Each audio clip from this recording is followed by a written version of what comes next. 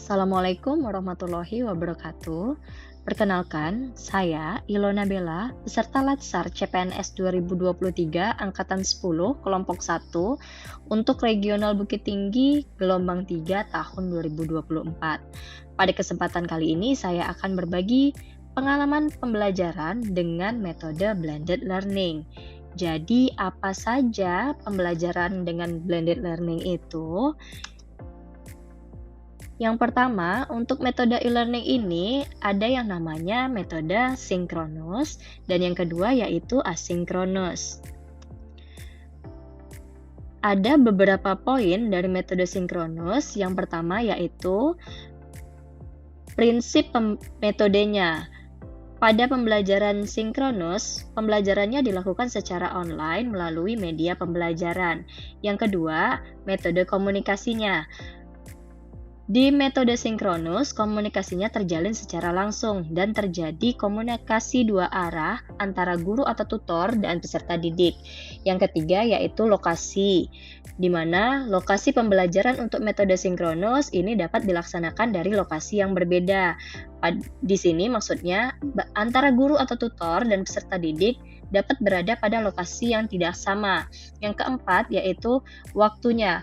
Untuk metode sinkronus, waktunya itu terjadwal dan terjadi secara real time. Yang kelima, media pembelajarannya. Pada metode sinkronus, media pembelajarannya adalah platform elektronik seperti Zoom Meeting, Skype, Microsoft Teams, dan Google Meet. Dan yang terakhir adalah kehadiran. Kehadiran dari guru atau tutor dan peserta didik. Jadi, pada metode sinkronus, semuanya hadir bersamaan pada lokasi yang berbeda. Lalu kita lanjut ke metode asinkronus. Bagaimana dengan metode asinkronus ini? Poin yang pertama yaitu metode pembelajarannya dilakukan secara mandiri. Dan untuk komunikasi antara guru, tutor, dan peserta didik itu tidak terjadi komunikasi. Kemudian untuk lokasi, dia dapat dilaksanakan di mana saja. Dan waktunya, untuk metode asinkronus ini waktunya lebih fleksibel. Kemudian media pembelajarannya itu berdasarkan menu materi, menu tugas dengan batas waktu yang telah ditentukan, baik itu dari sisi guru atau tutor beserta peserta didiknya. Yang terakhir untuk kehadirannya, pada metode asinkronus, kehadiran tutor atau guru dan peserta didik tidak perlu bertatap muka.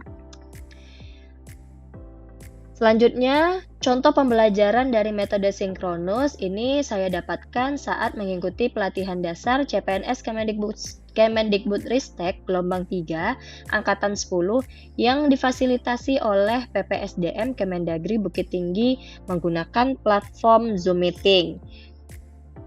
Untuk pembelajaran asinkronus, ini saya dapatkan pembelajarannya melalui website swajar asnpintar.lan.go.id atau bisa dikenal dengan Massive Open Online Course atau MOOC dan juga dapat mengakses web kolabjar asnpintar.lan.go.id.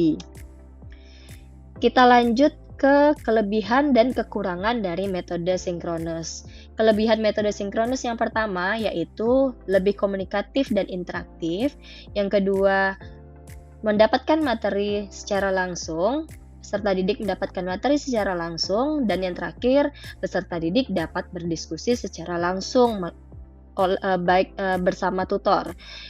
Tapi kekurangan untuk metode sinkronus yaitu yang pertama akses internetnya harus stabil, kemudian waktu yang terbatas dan adanya keterbatasan interaksi, contohnya jika waktu yang tidak memadai untuk proses diskusi antara murid dan tutor. Lanjut untuk kelebihan dan kekurangan dari metode asinkronus. Kelebihan dari metode asinkronus yang pertama, kita dapat belajar di mana saja dan kapan saja. Yang kedua, dapat mendorong peserta didik untuk belajar lebih mandiri. Dan yang terakhir yaitu peserta didik lebih santai dan bisa menyesuaikan kondisi belajarnya. Kekurangan dari metode asinkronus ini yang pertama adalah cepat bosan. Kemudian hasil belajar itu dipengaruhi oleh kemandirian dan motivasi.